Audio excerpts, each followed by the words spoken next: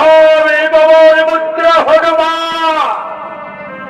ওরে বাছা, ওরে বাছা হনুমান, তুমি যাও সেই স্বর্ণলঙ্কায়।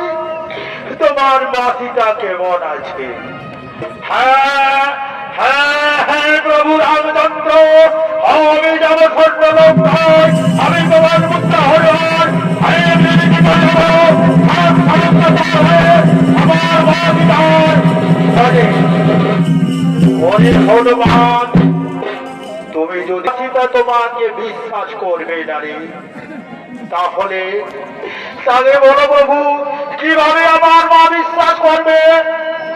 এই নাও হনুমান, আমার বিবাহের সময় আমার শ্বশুর মশাই যে আংটি দিয়েছিল